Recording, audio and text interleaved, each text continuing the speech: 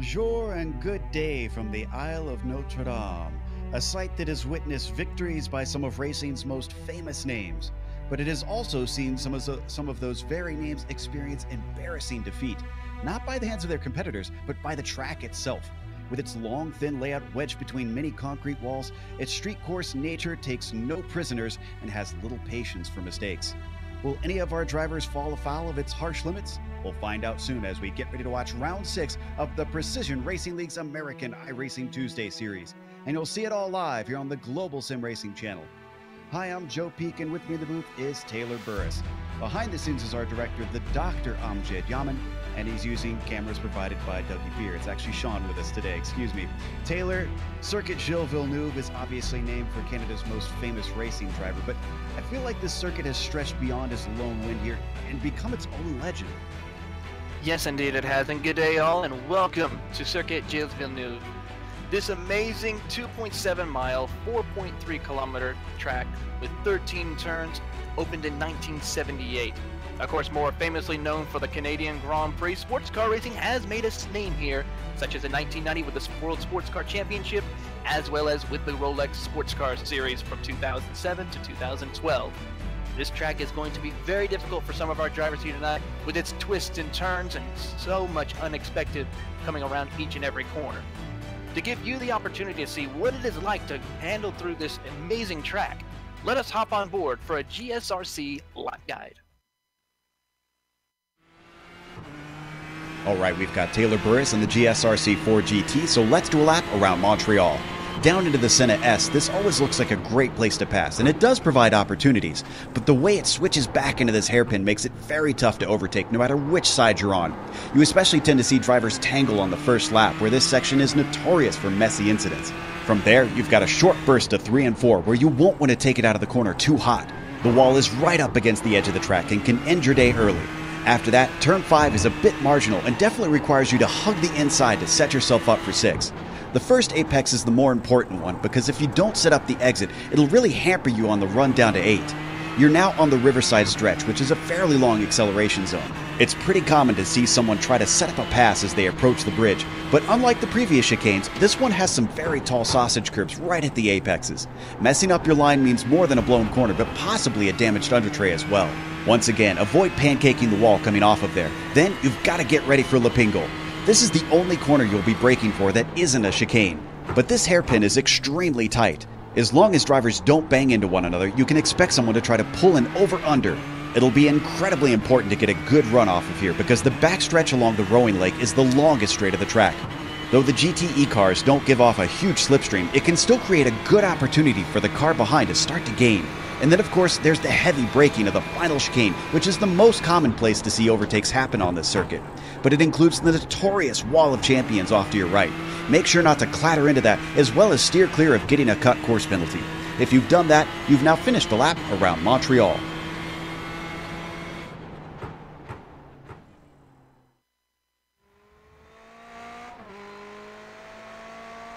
See a lap around Circuit Gilles Villeneuve, and why we keep talking about these walls being so close. We'll get even more examples as the race goes on, and some cars fall by the wayside.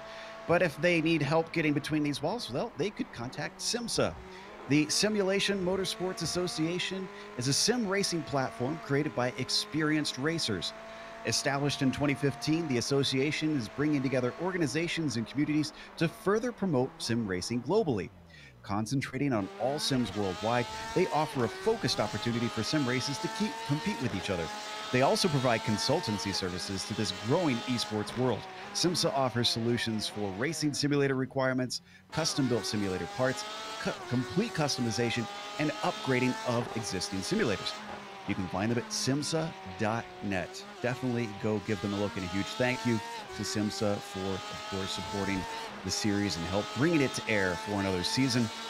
Now, we've got a little bit of time before we get into the qualifying order, so let's take a look at the points championship. Now, we've added the drop weeks, and you can see that has changed the face of things a little bit. Karl Modoff is still our leader, but Ben Perez is now up there in second place. His consistency really helping himself out, even though he's yet to win this season, only 3 points behind. William Whalen as well is helped a little bit by that. He jumps up 2 positions because of the drop week. There, that 13 obviously was a little bit far down compared to some of the others. Jesper Derlicka as well remains within the top of the points, but he actually moves down 1, even though he drops that 0 score. Now, Christian Eisler has just not been having a good season. He keeps saying that he's going to come back, and he's had a few podiums here and there, but he's obviously got some work to do. He does have quite a few drop points. You can see that number 24 there in his drop weeks means that he is still sitting pretty in terms of what he's got in his pocket. Now, what about the team's championship? That also takes into account the drop weeks, Taylor. Of course, the team championships are heating up right now. As we look at it right now, Team Bushfink Racing still holds on to the points lead by an 80-point margin over the Sailors Racing team of Pinto and Gama. However, we got a new player in the top 3, SDS Racing, team with the Montini brothers. And then, of course, another player in the top 5 is Andy's iRacing Puma with Kita and Vargas, who moved up 5 positions after last week's round in Detroit. And then, of course, there are 2 teams tied inside for the 5th position.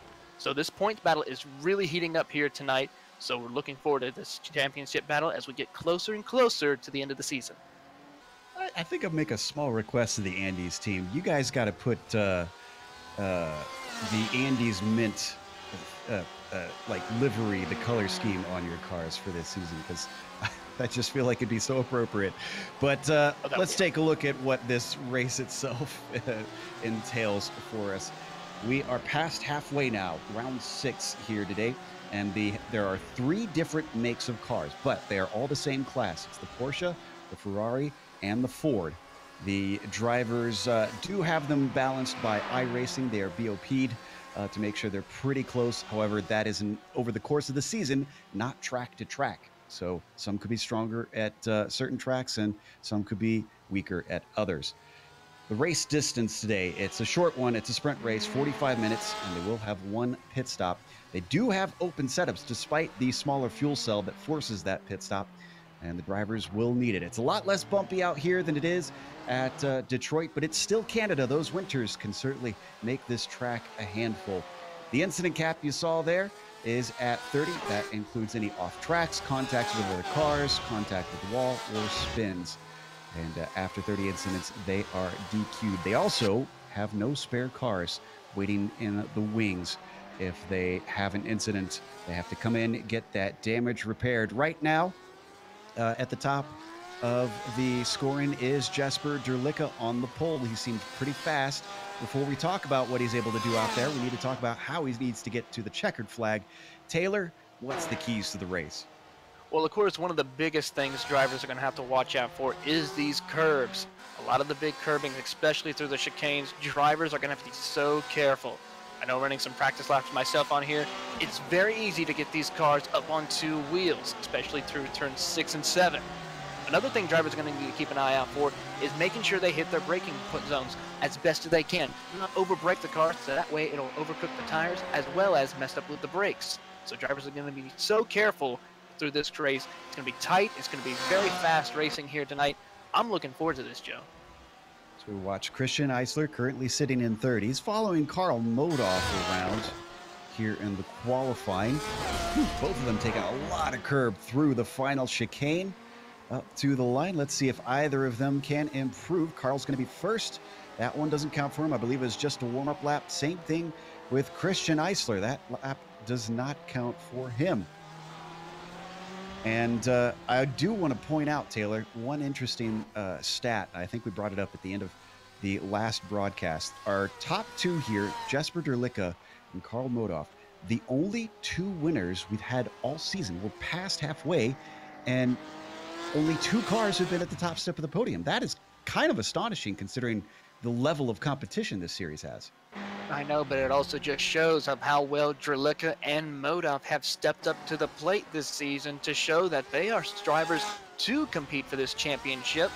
I mean, I know Ben Perez is really on the move to try to gain as much time and positions throughout the season, but just can't seem to close the deal, along with Christian Eisler. And then, of course, there was last season's 3rd place finisher in there, Daniel Pinto, who's just been struggling all season. So apparently this new cast of characters that we've been having this year have definitely shown our veterans that they're here to play and they're going to be very difficult to beat. Yeah, Pinto actually, who is not here, had another DNF last week. We're watching William Whalen, who only sits down in 8th. And Whalen's another story because he's probably going to be looking for redemption. He's going to abandon this lap and head into the pit lane. He does have a little bit more time to be able to get out there and get another one. But last week, he could have had a win. He could have been our 3rd different winner. But I would say he handed it away. Yes, he did. Unfortunately, he just made small mistakes to where it just severely cost him. Hopefully tonight that won't happen if he is able to qualify well up towards the front, but we'll have to definitely keep an eye on Mr. William Whalen. Going to be some places where he could outbreak himself again. It was turn 3 that bit him in Detroit. Let's see if he could keep it on track here today. Thomas Ellison only good enough for 18th as he heads out on another lap. Mark McDonald sitting up in 6th. He had a great race last week, coming home in 4th. Right now sitting in 6th. He's got himself in a great position with a 1:31.2. He's just about done with this lap. Right on board now. Wow, taking it right out to the to the wall coming out of turn 9.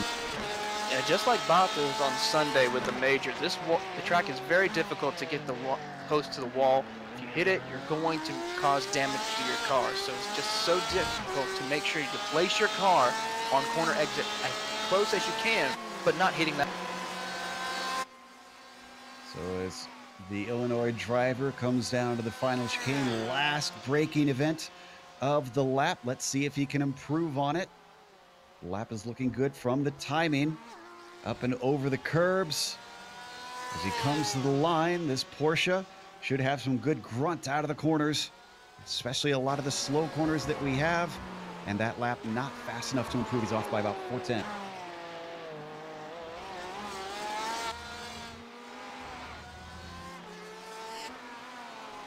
Just 2 minutes left to go here in qualifying. Let's see, is Modoff? He's actually, I think he's coming around to finish a lap right now. He should have enough time for this one and one more. This is Alex Albert we're watching, 15th place driver. And as he crosses the line, he's going to stay in 15th, unfortunately.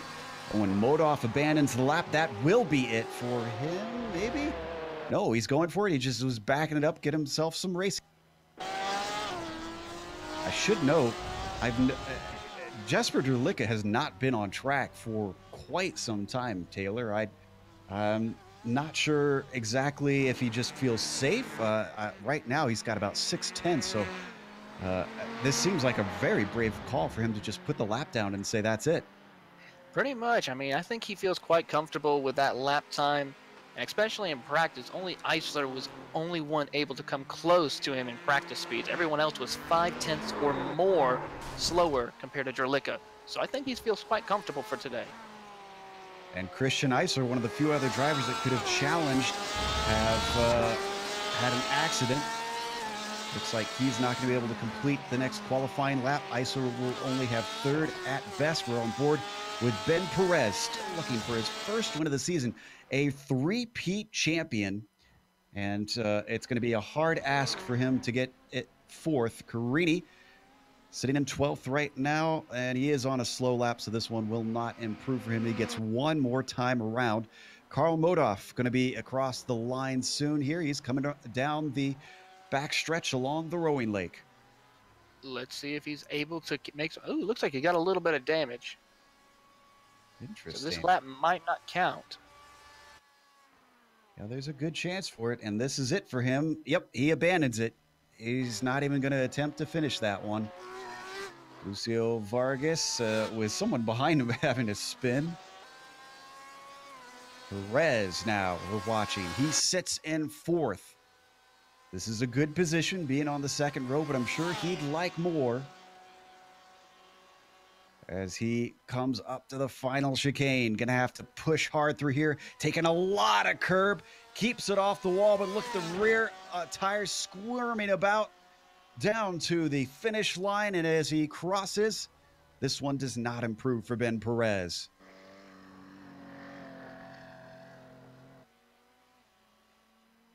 So Michael Derby is coming across now as we watch Jean Carini.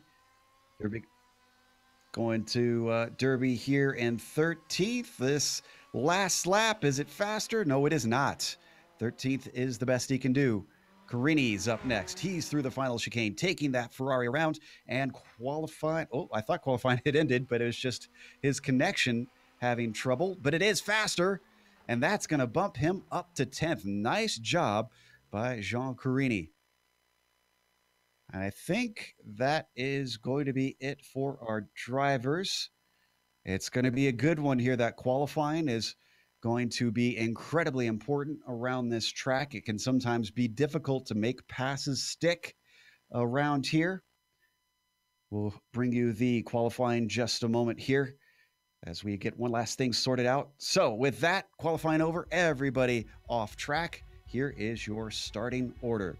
Jesper Durlicka on the pole, followed by Carl Modoff, our two winners so far this season, blocking out the front row. Christian Eisler starts in third with Ben Perez starting fourth. Alexander Coffert will be P5. Mark McDonald starts in the sixth position. He's followed by Joseph Janowski starting in seventh. On the outside of him, it'll be Francisco Montini. William Whaling, unusually low qualifying for Billy, will start ninth, and Jean Carini will be 10th. As we like to call Mr. Consistency, Aaron Thacker will be starting on the 11th position, followed by Pete Mabroten in 12th. In 13th will be Michael Derby, followed by Cristobal Valenzuela in 14th. Alex Albert will start 15th alongside John Guillory in 16th. Justin Hall and Thomas Ellison, teammates, will be starting in 17th and 18th position, followed by Maxi Sorelia and Takeshi Kido rounding out your top 20. Kyle Smith will start in 21st with Karsten Quint, P22. Danny Duchesne back again. He'll be starting 23rd with Lucio Vargas in 24th. James LeBlanc starts the race in P25. He'll be flanked by Gary Schilling. Remy Provencher starts in 28th. Hugo Galaz 27th.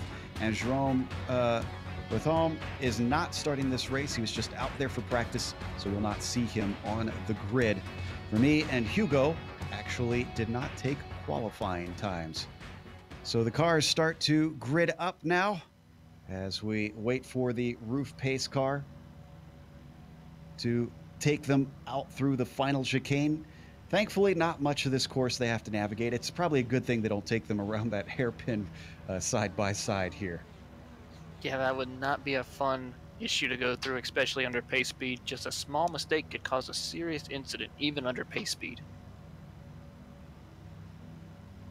All right, just a few more cars to go here in round 6 out of 10 and the American iRacing Tuesday Series, brought to you by SIMMSA.net.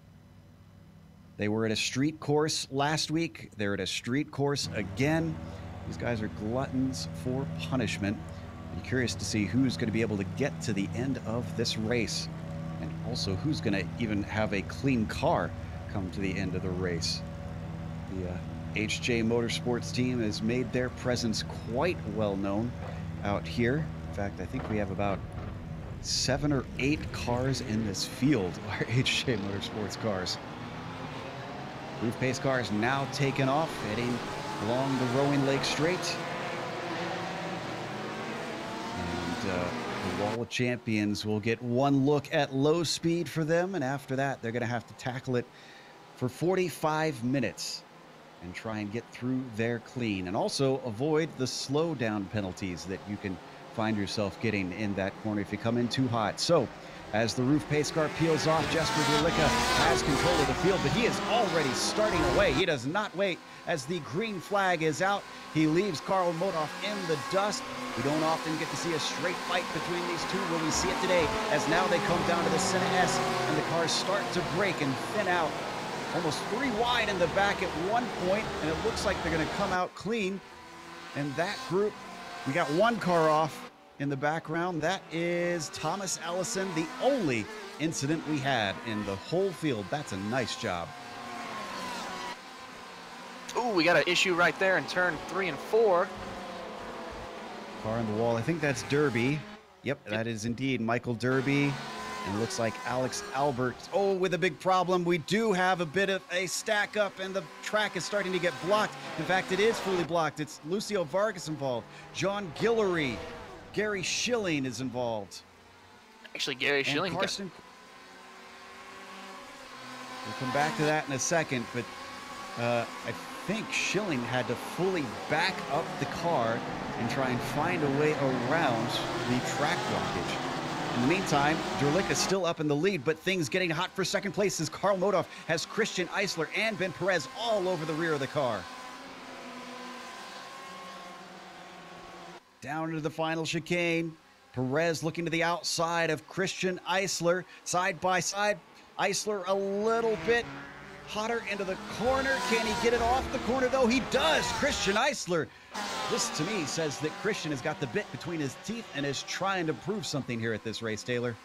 Yes, indeed he is. I think tonight he wants to take the fight to Drlic and Modhoff, and he's already got one down. Now he's got his eyes set on Drlic as they come out of the Senna S's, making their way towards turn 3 and 4. Now, does he have the pace for Jesper? That's the question. He's gotten past Carl, but it's already nearly a 2-second gap between himself and the leader. He's going to have to start to get on his horse and go. We come to turn 6 once again. This is where that big incident happened. The field has pretty much thinned out, so I think we've got time for that replay. Let's see if we can pull that up. Now, I'm not entirely sure what kicked this off. I just caught it as it was happening, Taylor. Did you see exactly who the first driver involved was? No, I did not, unfortunately. I was trying to follow along, see what's happening. All of a sudden, here it goes. I'm going to watch one more time. This is Guillory. He is the first one. He just starts to lose it around the outside, and then one of the HJ Motorsports cars absolutely wallops him. It actually goes end over end for a minute or so. But man, Guillory got just extremely loose going through turn 5 up towards 6 and 7. And you can get loose through that section. Your car gets a very light. We don't need to go to it, but we had an incident, I think, where there was contact between William Whalen and Joseph Janowski, potentially. Might not have been. Janowski got all kinds of sideways. Whalen was trying to fight him for the position. Janowski got it back from him, and that is P7. That's Whalen in the green and black Porsche, Janowski in the Ferrari ahead of him.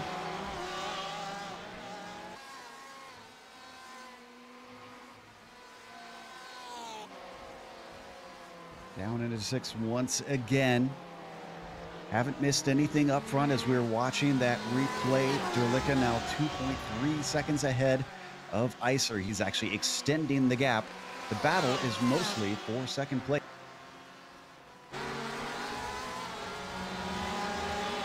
We jump from this battle with Whalen up to Eisler, still holding off Modhoff. These three cars very much evenly separated. Eisler second, Modhoff third, Perez fourth, and that's going to turn Modhoff around. Perez loses multiple positions as McDonald goes by, Cawford goes by, and I think Janowski now going to be able to get by Perez. Take a look at the replay here. Looks like he just got a little bit too close behind him, did Perez? Yeah, it looked like Eisler washed up the track a little bit, missed his apex through that corner, and then of course that gave Modhoff and also Ben Perez the opportunity to get through, but Ben Perez could not check up quick enough. As we come back live, there's Modhoff getting back running. Janowski is in another battle with Perez. This is coming out of turn 2, down towards 3. Janowski going to come out on top. So not only can Joseph say he has overtaken Whalen, who we know is a fast driver, he can say he's overtaken a 3-time champion. Ben Perez going to try to come back at him, but the car washes out and he loses his opportunity. No, he gets back on the bumper though, through out of 7 and heading down towards 8 and 9. As they stay with him down the Riverside stretch towards turn 8. Perez not close enough. They head through the chicane. Perez taking a lot of curb. It looks like the car handles it well. He's getting ever closer down to Lapingle. He looks inside. No defense there from Joseph, but he comes back to the racing line. Wheeling. And 4 cars come together with that one incident. Ben Perez, who found himself tipping one car, has the favor returned, not intentionally, but Montini involved with that. Aaron Thacker as well, and obviously William Whalen losing multiple spots. Like we said in our keys, this is a place where you have to watch your braking zone. As we see coming down, Taylor Pringle. But what's interesting is it's not the braking zone, it's the middle of the corner that's caused problem. Oh, it's noticing also, Whalen got really late on the brakes also, and it helped roll the car a little bit, but then just got the car as contact between Broaden and Modoff going through the center S's. Looks like Broaden's going to come out the worst of that as he drops back from Whalen. This has not been a good race for a number of our top drivers. And we're still well ahead of the pit window. We haven't even discussed that yet. Bit of a mistake there from the car of Justin Hall that we saw on screen. That's going to give an opportunity to Whalen, who's now on his outside. Didn't get a good enough run off of turn 7. He's going to try and make this work the hard way. Doesn't brake late enough, maybe setting himself up for the exit. And indeed, outbraking himself, Justin Hall cuts across the grass and now has to give the time back. A number of mistakes here at Circuit Gilles Villeneuve, and we've barely gotten into.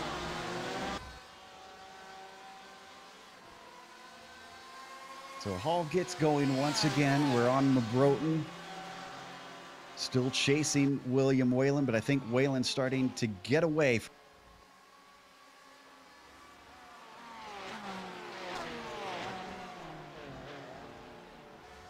Let's ride on board with one of our drivers and just watch what it's like through.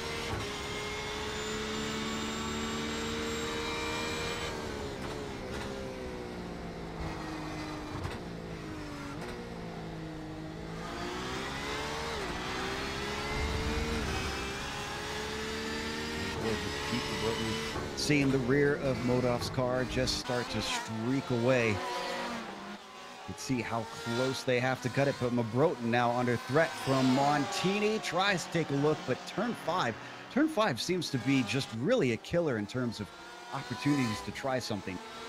Yeah, you have to be so careful. You gotta want to make sure you have enough speed to carry you through that corner, but also don't want to be so loose to that corner where you cannot set up to brake for turn 6 and 7. A lot of drivers seem to have a little bit of difficulty going through that section.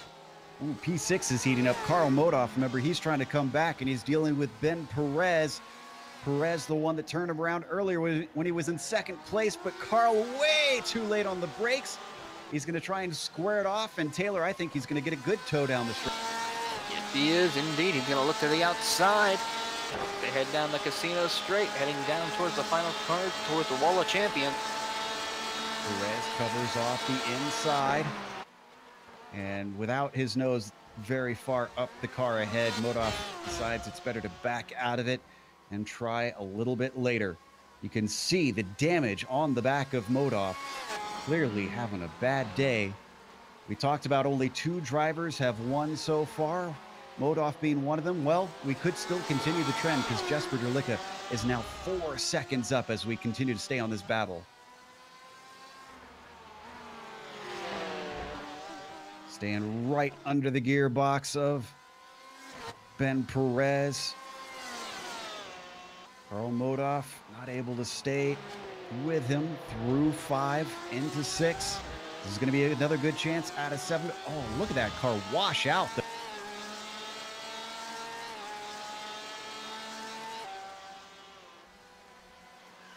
Guys, they head down towards 8 and 9 right now. Make sure, ooh, as Modoff hits the curb a little bit too rough right there. Gotta be careful not to be able to cut the course through this section as they make their way down towards La Pringale. Hard onto the brakes now. Unable to make any opportunity to pass right now, but still this battle is closing in bit by bit Let's see if our points leader Modoff can close in.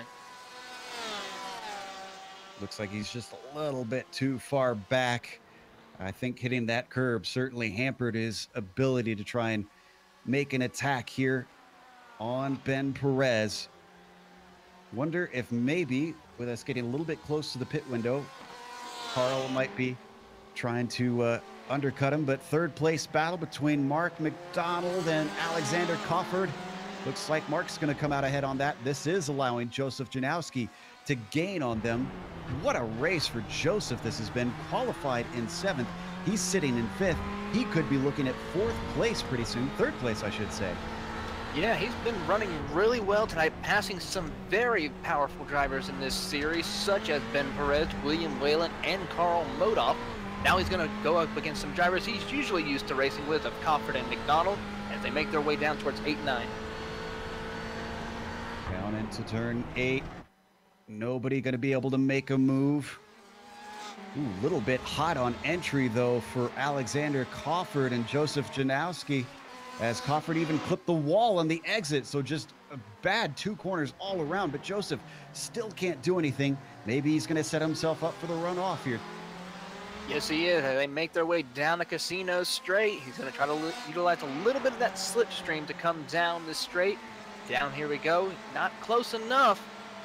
But here we go, coming down towards the casino straight. It is still McDonald holding on to that 3rd position with Cofford 4th and Janowski 6th as they make their way towards the Wall of Champions. Hard onto the brakes, Janowski goes. They both clip the curbs, jumping over. Cofford hits the wall barely just a little bit. They come by, still nothing closing in as Cofford close in on McDonald. So these 3 stay in order. Our DNF so far have been Derby, Guillory, Smith, LeBlanc, and Provencher. Otherwise, 23 cars are still out on track. Back in 13th, we've had a little bit of a mid-pack battle. This is Montini and Kita. Kita doing his thing as usual.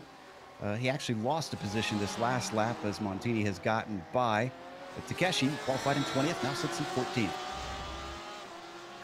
They make their way towards turn 3 and 4. We got a big group of cars right in front of them of Thacker, Valenzuela, Mabroten, and Carini. Big group of cars right there as they make their way towards 6 and 7. 4 cars under door blanket. It is Carini holding on to that position, leading this group of cars as he is in 9th.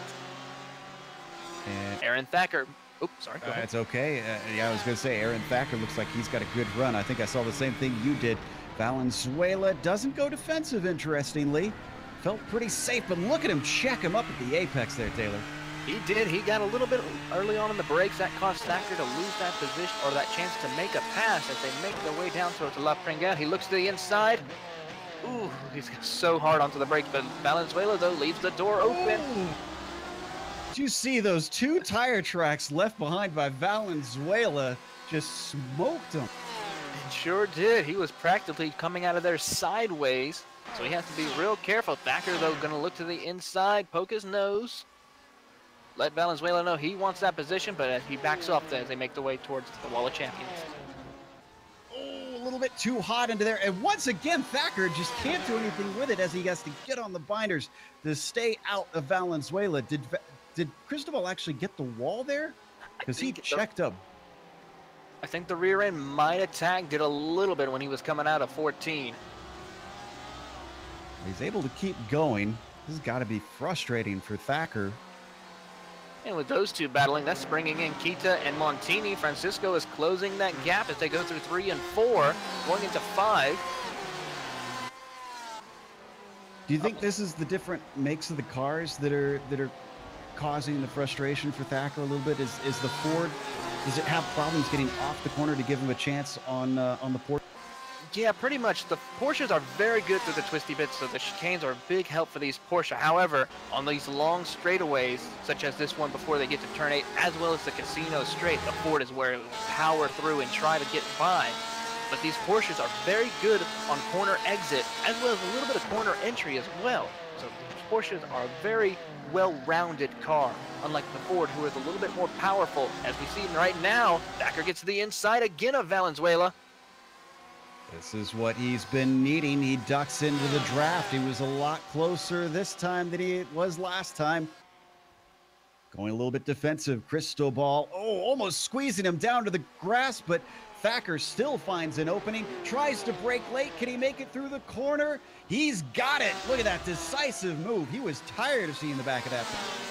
He was. Mr. Consistency now works his way up into the 10th, 11th position now. Now he's got his eye set on broaden and Carini to break inside the top. Montini trying to attack Valenzuela, but that has gone sour because here comes Kita trying to see if he can sneak through. He's got a nose in down into turn 3, but he's not brave enough on the...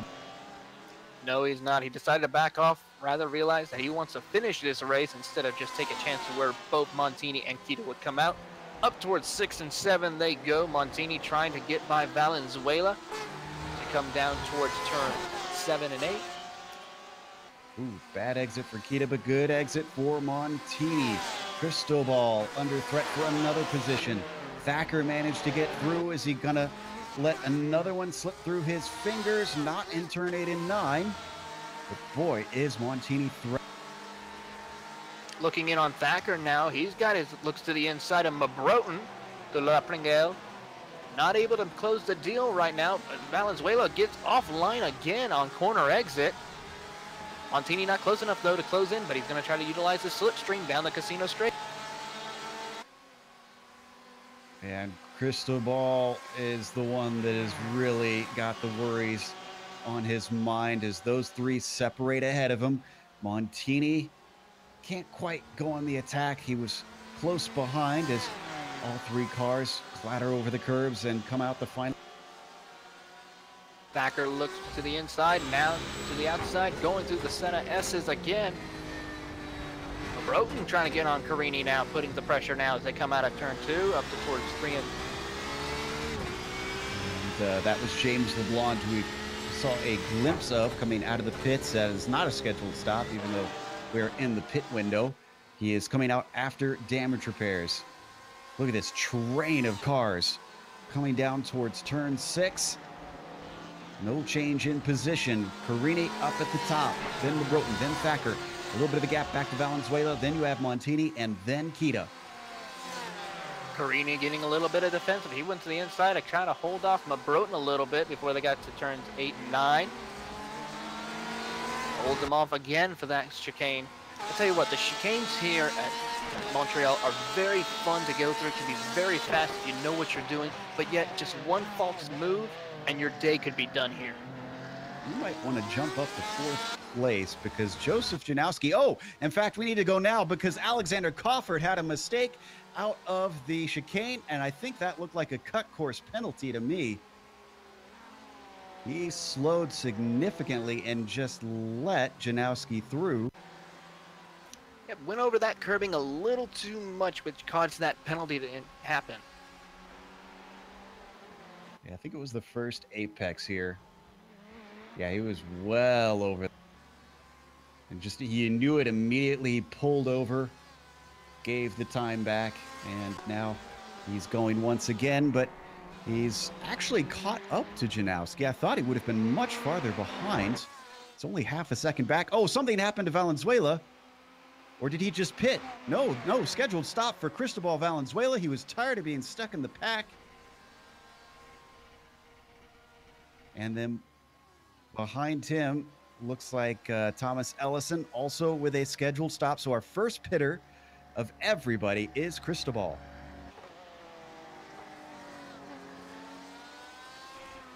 He returns in 21st position. So what do you think, Taylor? Is everybody else going to follow suit, or do you think they're too distracted by the battle that they have going on?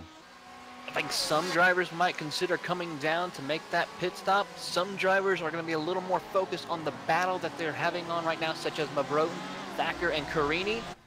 But, of course, there's Jesper Dricka, who will just kind of do whatever he wants to do because he knows how to save the fuel for the most part, of course. Ooh, I think Pete Broaden's got a really good run on Carini here, coming down to the final chicane. He ducks out pretty late, tries to outbrake him, but the car just isn't up there. Oh, and he comes completely over the curbs. He cuts the course. So does Aaron Thacker because he has to take an avoidance maneuver. Both of them are going to have to get slowdowns. Takeshi Kita and Francisco Montini not able to get through, or are they? Here comes one, here comes two, almost going three wide into the corner. Montini splits them, and he gets them both. Thacker was the biggest loser out of all of this because Broaden was able to get by him. He had to check up a little bit through the center S's. Down through 3 and 4 they go. Thacker gets right back on the gearbox of Broaden as they make their way up towards turn 5. Sort of funny that these two battles stayed as they are. It's just that they've changed positions and pairs because now it's Thacker and Broaden behind the same order between Montini and Kita. In fact, that might change, though. Kita ahead, Broaden sticking his nose down to the inside as we watch the two cars behind also battling, but Montini backs out of it. Thacker gets a good run off that chicane. He's going to look to the outside, well, inside now before they get to the corner entry of Le Pringle. And it looks like I think he got a cut course. I think Broaden got a cut. Ooh, as Kita gets a bad exit. Bad entry, too. He just was way out into the marbles there through Lapingle. That handed it over on a silver platter to Montini, but he's coming back at him. He's going to try and take it back towards the wall of champions. They run. He lifts on the way there. Is Kita maybe heading into the pits this time? No, he's not. I would have thought he would have gone on the attack.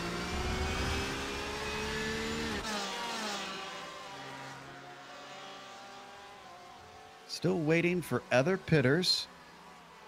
Karsten Quint has been in and out.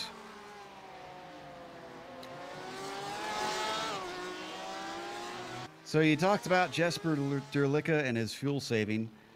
The big difference here is that he has nobody to ride behind on the fuel saving.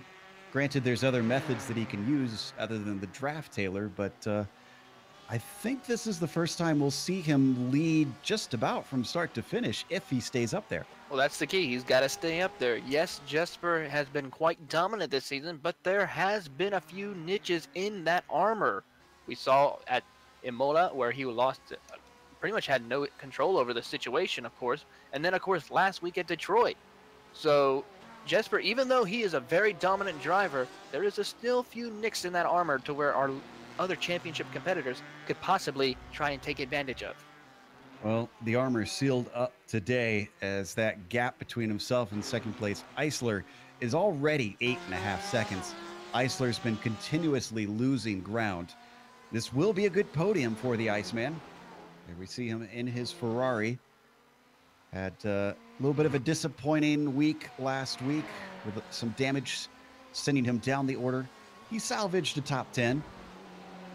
But it's going to take more than just top 10s for him to win a championship.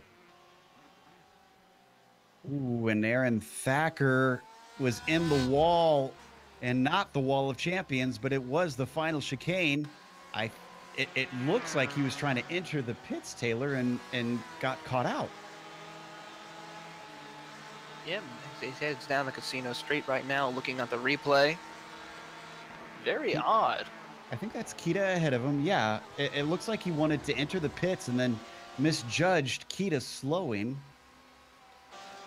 That's going to be very costly for the Texan driver. He did manage to get into the pits, but he's had to take extensive repairs. He's coming out. Car probably going to be a little bit slower after that. We saw a glance of Pete Broaden and that orange machine follow him in. Thacker returns in 16th. Our highest pitter is still Valenzuela. Kind of funny for Jean Carini. He had all those packs of cars right behind him, and now he's just riding out there by himself, wondering where everybody went. But I'm pretty sure he's happy with where he's at right now. Yeah, one by one, they dropped off the tail of that Ferrari.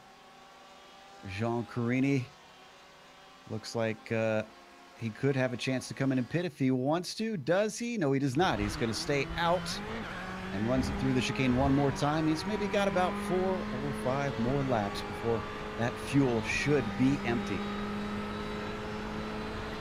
Tell you what, Jesper Derlicka is going quite well through these lap traffic. He might even be utilizing some of this lap traffic as a bit of that slipstream to help save a little bit of fuel.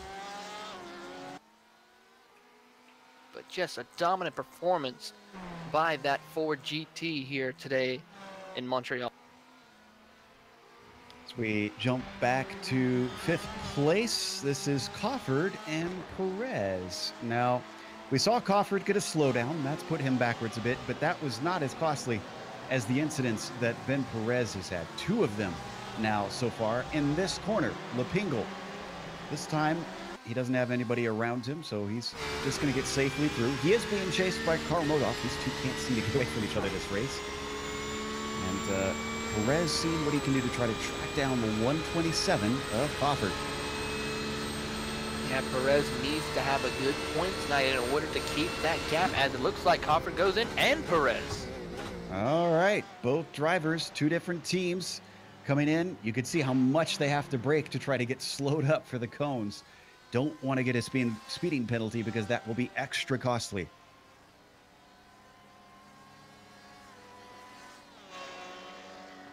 And will this bring them out? They should come out well ahead of Valenzuela, I'm pretty sure. So you see them hit their stalls.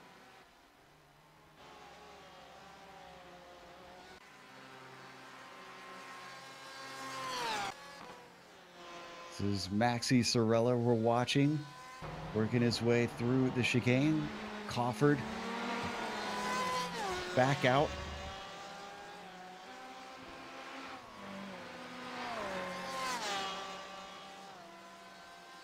And up ahead of it all, Jesper Derlicka. Actually, Jesper seems to have had a mistake recently, because what was nearly 9 seconds is now down to 5.6. Let me check and see.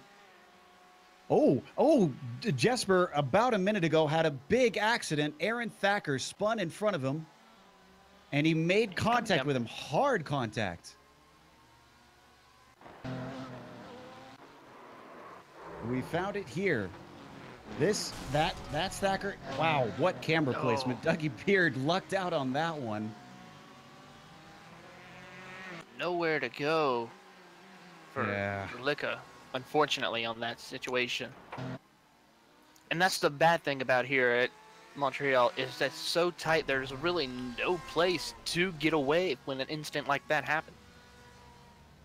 And that car coming in behind him is none other than Christian Eisler. How damaged is Derlicka now, and how much is he going to get repairs in the pits? He's already come out, and it's a regular stop, so if he took repairs, he didn't take many of them. Eisler follows him out. Just looks like that they just replaced the hood on the car from my angle, because it showed when he came in he had no hood and a little bit of nose damage, but right now it looks clean pretty well.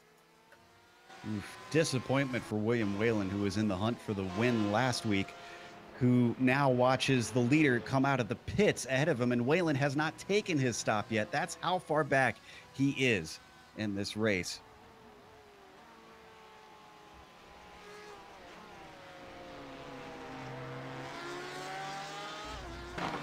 So the gap now between Derlicka and Eisler, roughly about what it was when they came in the pits. But is the pace of Jesper hampered? Whalen's slowing down by the looks of it. But it is getting to the end of the pit window. I think he's just letting the leaders by.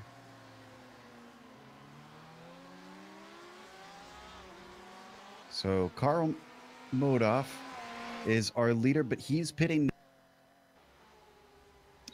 Carl Modoff making his pit stop here today.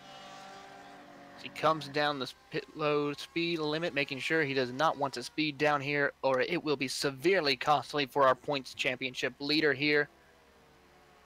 40 miles an hour. Nice smooth position to head into his pit box, as this will hand the lead back over to Jesper Derlicka, and it also looks like William Whalen is also coming down pit road as well, giving the second place back over to Christian Eisler. And Christian is starting to lose time. I don't know if some of that was traffic. It went up from about 5.8 seconds to now just over 6 seconds. That's Kita heading in. Pretty much everybody seems to have, well, not everybody, but a lot of cars waited for a very late pit stop around here, not wanting to get caught up in traffic. Montini, you can see, taking his stop as well. If Jesper Derlicka wins this thing with that severely damaged nose, that is That is absolutely demoralizing for the rest of the field that they can't catch him when he's got a damaged car. Yeah, that's going to be very demoralizing. Of course, he is part of one of the top premier teams of Radical Online, so you know that team works really hard, well together, pretty much. Of course, they won a lot of big races this season, whether it be with big endurance races or other forms of motorsports. So I'm pretty sure that team, along with Dralica, have worked hard to get this car set up properly, even if it's damaged. Back in sixth place, Alexander Cofford and Carl Modoff, and quite a fight. And look at the great exit coming off of Lepingle for Carl Modoff. He's going to be within the slipstream. As the Porsche, we ride on its nose. You can see him getting closer to that gearbox.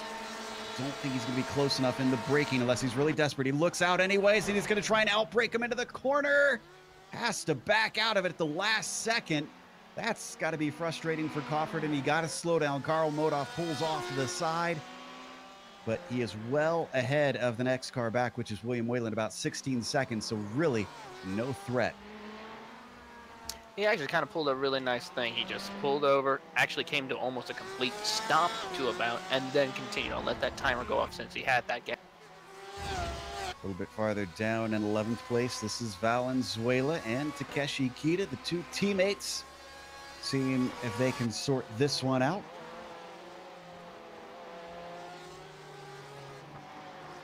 So as they come around the starting Senna S with that hairpin,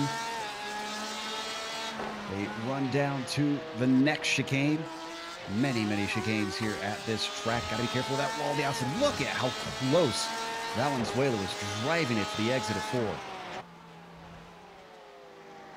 Yeah, he was right on the edge, pretty much so close to flipping that wall, and it could have been a big incident. I tell you what, the Valenzuela has just been all over the place, having a little bit of difficulty struggling this. Yeah, and under the bridge into turn 8, just can't seem to do anything for now. Ahead of them, they do have Jean Carini. That is for position. It's only a little less than 2 seconds up. So if they can work together, instead of squabbling, they could take a spot. Oh, they actually might get another spot because James LeBlanc, we didn't see it on screen, almost lost the car out of Lepingle, and that's going to give a huge chunk of time to Carini. I think James LeBlanc is multiple laps down. Yeah, excuse me. By the looks of it. Got myself excited over nothing. He's going to let him by.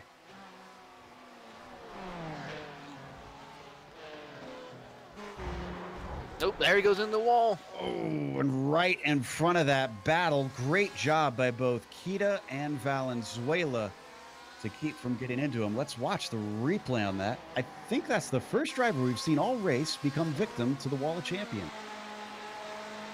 I believe you're right, and it was just very good driving for James. Even though he did hit the Wall of Champions, he was able to keep it closer to that wall and able to not hit the two drivers of Valenzuela and Kita. Yeah, I think he just clipped that second curb a little bit, and that loosened the car up. As we come back live, at least he's able to get it going once again.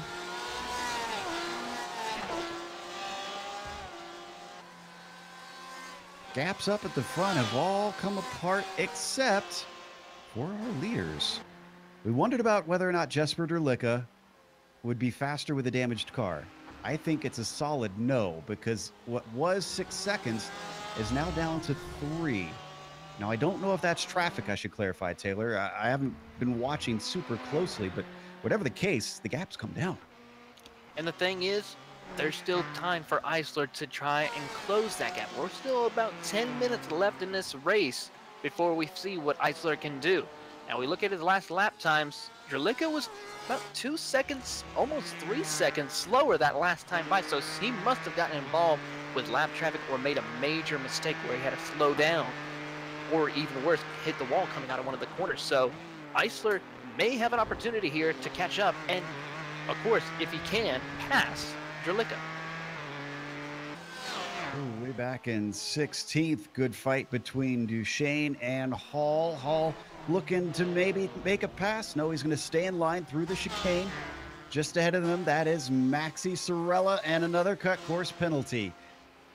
That's been, honestly, the hardest battle compared to, I'd say, keeping it out of the walls. I feel like we've seen more cars get cut course penalties than we've seen cars actually get damage. Yeah, for the most part, that seems to be one of the biggest issues here in Montreal is those cut course penalties. You think you can clip over those curbs a little bit more than you think, and then you just get that black flag pop up on your screen to where you have to slow down. So it's unfortunate there. And I think also, Sorelli, as Justin Hall goes way offline through 6 and 7. Yeah, but Sorelli is a lot better. And he's got a run down the back stretch, but not enough of a run. They hit the braking zone. He's going to have to wait for another chance. Just looking on the battle for P6 right now between Coffert and Modoff. It's closed up quite well through the Senna S as they go. And Modoff is just, even though with that little bit of damage on the wing of the car, he's still got his eyes set to try and break into 6th place. He needs to gain every point he can here in order to try and maintain that championship lead out of this race. And another odd stat for our audience about Modoff, if he finishes where he is, or even if he overtakes Coffert here, which I think he might try, he's got a good run down to the inside, coming up towards turn 8. He's got a little bit of a nose in. Is he brave enough? He goes deep onto the brakes. Is it too deep? Tries to slide it through, and I think he's got it right on the limit for Carl Modoff to get into 6th position. But if Carl finishes here in 6th, it'll be the first time all season he's finished in a position other than 4th or 1st. He's had 3 4th places and 2 1st places. Well, he's got to get by Janowski and Ben Perez. So in order to get that 4th place position at least. And how about Mark McDonald? We really haven't talked about him a whole lot. He qualified in 6th. He's had a little bit of luck with everybody else making mistakes, but he's capitalized when he needed to find himself on the podium. And that's the thing is, he's capitalizing when other people make mistakes. That's one of the key points when it comes to any form of motorsports, is capitalizing on others' mistakes. He needs to make sure he keeps the car on the track and focus on the track. Some drivers do focus on the competitors, but it seems like Mark McDonald is one of those drivers who just focuses on the track, hits his mark, and tries to run the best lap times as best as he can through this race. And it's really paying off for him, as this might be his 2nd podium finish of the season. Yeah, and we've watched him pull this before, where it just seems like he's smooth and he drives consistently, and it's paying off. As we take a look back once again, because Modoff, now that he's gotten past Coffert, he has not been able to shake. Down towards Lepingle one more time. Coffert right in the tire tracks. Brakes late. Gets it woed up right underneath the rear wing. Can he get the traction off the corner? That's the real question. It's looking pretty good. Only a couple car lengths behind. He will get the slipstream tape. Yes, indeed he will. Closing in on that gap on Modoff. They make their way down this casino straight towards the wall of champion. He's going to look to the inside. Not close enough to make the pass as they jump over the curbs pretty much, and then right up against the wall of champions. Yeah. One thing I noticed though on Go ahead. I was saying one thing I noticed on is Eisler is closing in. He's now about a little over 2 seconds now. So he was at 2 seconds, and now it's 3.1. So he dropped back slightly just recently. But they are running pretty similar laps. Their last lap was separated by 1/100th of a second. So Jesper and Christian are certainly pushing one another. Eisler's definitely got to start doing it now. 5 minutes left in this race. Eisler needs to figure out where he can get it to where he can pass Jerlicka as soon as possible. Cristobal Valenzuela's got back up to Jean Carini once again, and he is starting to threaten. As we watch from the back of Jean, It's Valenzuela in the Porsche behind that we see through the rear wing, braking now down into turn 8. Both of them almost even through the corner and out of the corner. Nobody really gaining an advantage. Down through La Pringale as they make the hard onto the brakes. Valenzuela not close enough to make any pressure on Carini as they come off. Valenzuela will utilize the slipstream as best as he can to try to close that gap down the casino straight. They go once again. Takeshi Kita not any chance of catching up right now unless one of them makes a mistake. So it's just going to be between these two for these last 5 minutes. Yeah, Valenzuela weaves it through the last chicane, just tied to a string, almost exactly the same distance apart. We've had a battle back between Vargas and Broaden for a couple laps now. So right on board with Pete, the Midwest driver stalking Lucio Vargas. The Hispano-American driver goes all the way to the inside, trying to cover him off, then comes back, maybe trying to break the draft a little bit here. It doesn't break the draft, but there's also not a good opportunity for Pete to try and overtake into 18th. Nope, no chance at all right now as they make their way up towards the start-finish line, up into turn 1, through this, up into Senna S's. But Broaden just doesn't have the... Oh, really close right there. Had to check up a little bit, almost go offline to not collect Mr. Vargas out of it. Still right up behind him. Let's stay on this battle, but I can report to you that 3/10 were cut off by Eisler on Derlica. So he's still trying. As we come down through 6, Broaden very much all over the back of Vargas.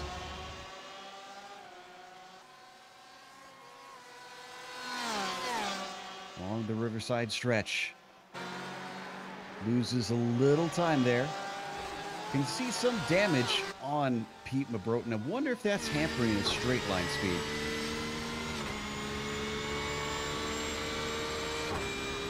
Could be a possibility where it is causing a little bit of issues, maybe affecting the handling of the car, where it's difficult to try and maybe either get the corner speed off or even in entry.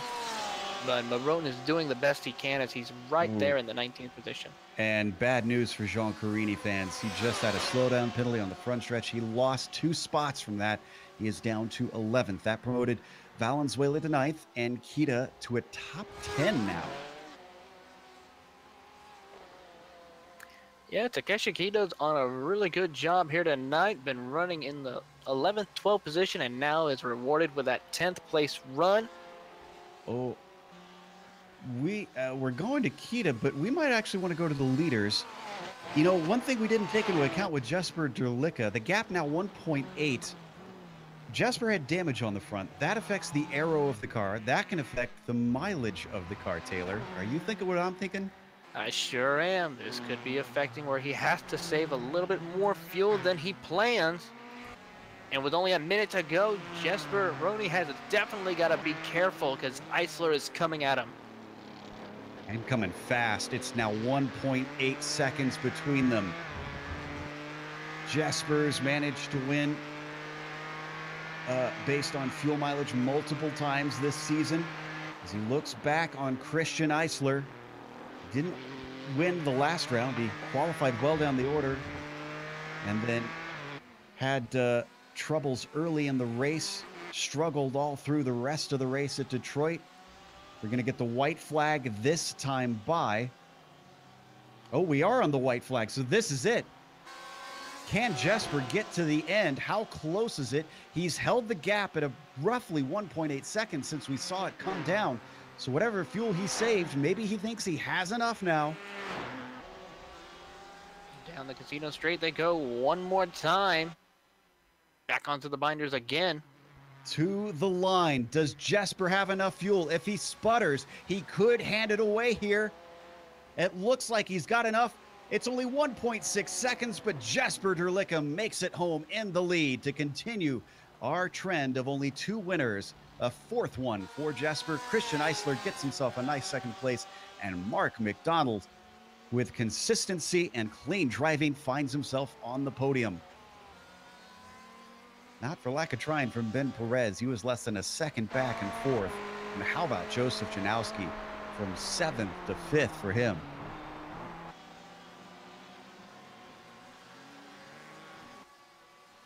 As we jump back to this battle between Kita and Valenzuela. We've watched them fight before. They're relatively far apart, though. I don't think we're going to see anything major unless Valenzuela cuts the course, and he does not. So off into the start-finish line, but a triple three will get himself a well-earned 9th place from 14th. And Takeshi Kita going from 20th to 10th, doing what he does best.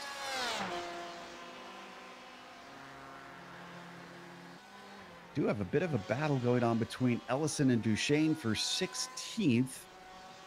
Only 3/10 between them. How hard is Duchesne going to push through the chicane? Ooh, it's awful tight, but I don't think Ellison got enough of a run off the corner. So that's going to give 16th to Thomas and 17th to Danny.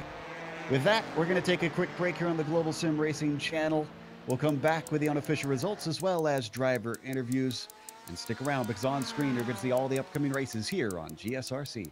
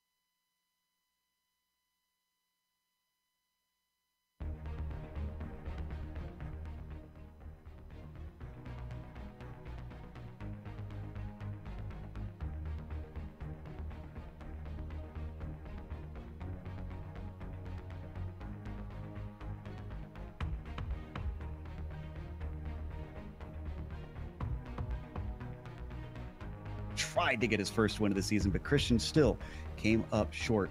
Mark McDonald with a nice podium there in third, and Ben Perez with a few problems. He recovered to fourth, which is where he started, but I think it could have been a little bit better for Ben considering what he was able to achieve with all the problems he had. Joseph Janowski, another driver who just basically ran on consistency, going from 7th to 5th. And Carl Modoff, very similar race to Ben Perez, just could not stay out of trouble. Alexander Cofford finished behind him in 7th, with William Whalen taking 8th, and Cristobal Valenzuela finishing 9th. Takeshi Kita, as we said there at the end of the race, going from 20th on the grid to a top 10. Jean Carini will come home in the 11th position after a little bit of a slowdown penalty that cost him those positions in running in the top 10 all night, followed by Alex Albert in 12th, Francisco Montini in 13th, followed by Justin Hall and Maxi Sorelia in 15th.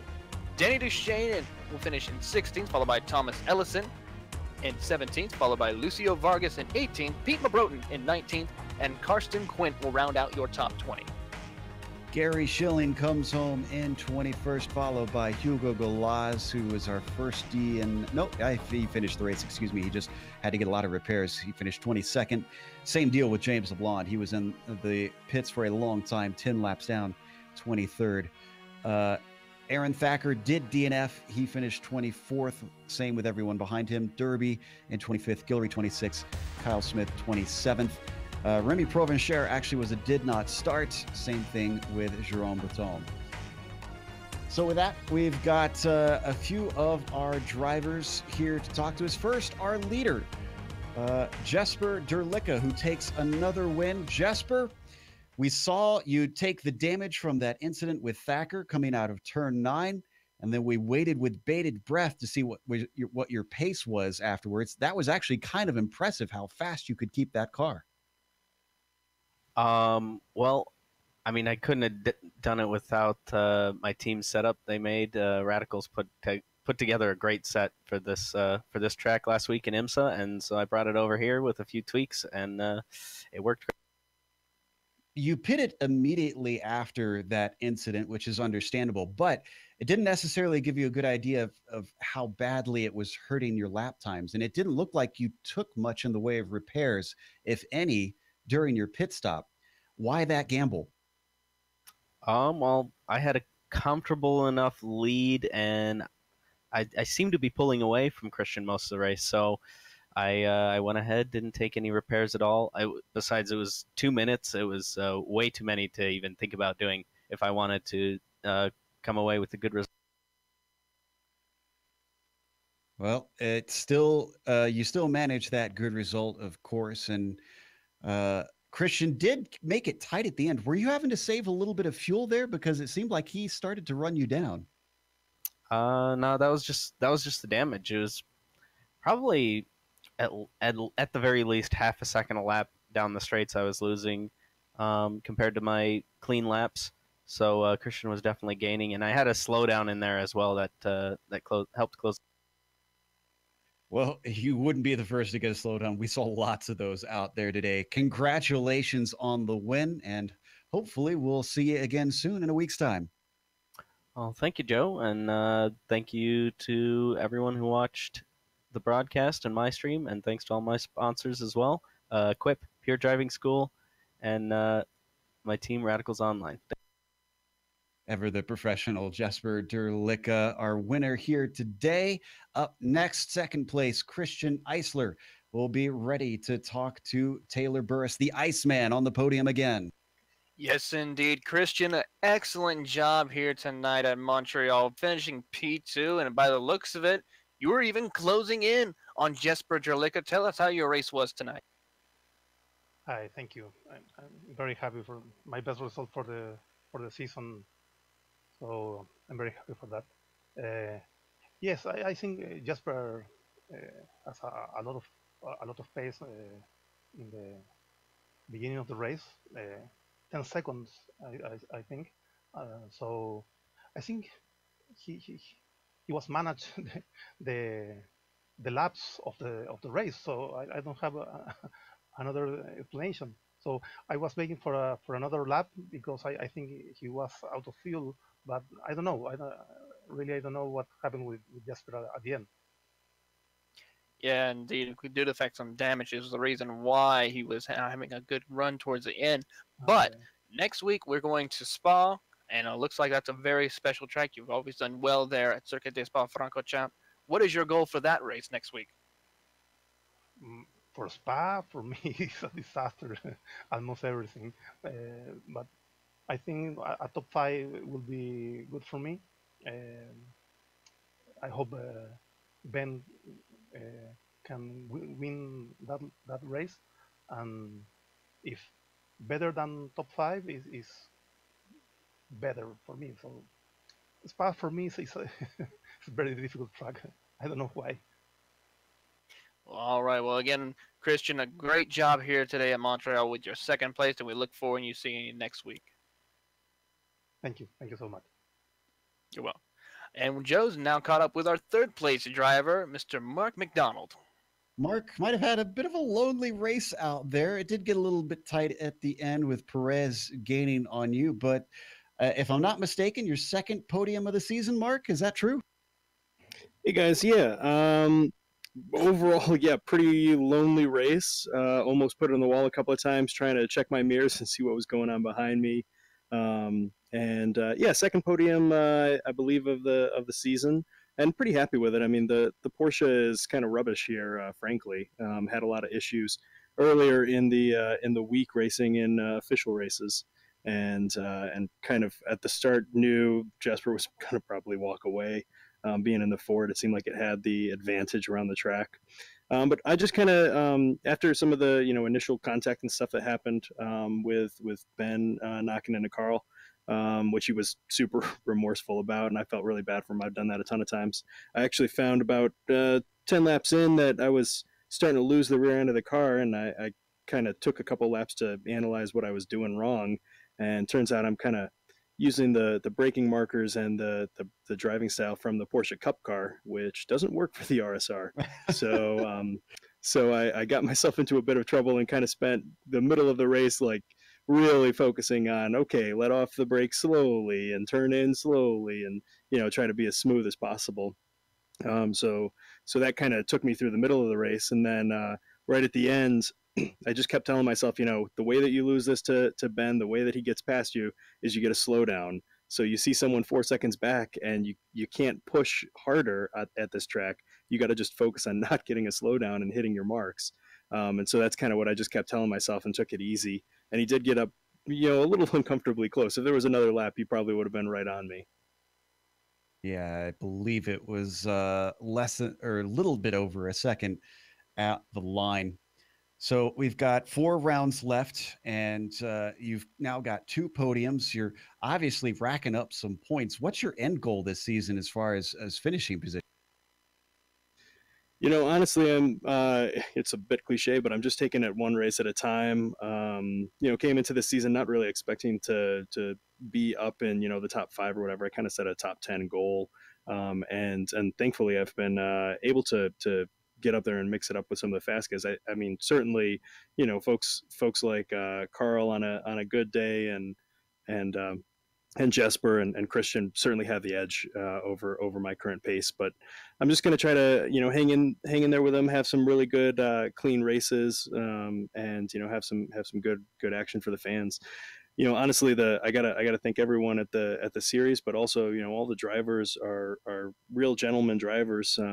In the best sense of the word. Especially you probably don't catch it on the broadcast, but in particular Karsten and gosh, I'm going to forget who the other person was, but there were 2 guys in the back that just basically pulled over while they were in the middle of a fight and let me by. So I really appreciate that. That's the kind of great driving that we see in the series.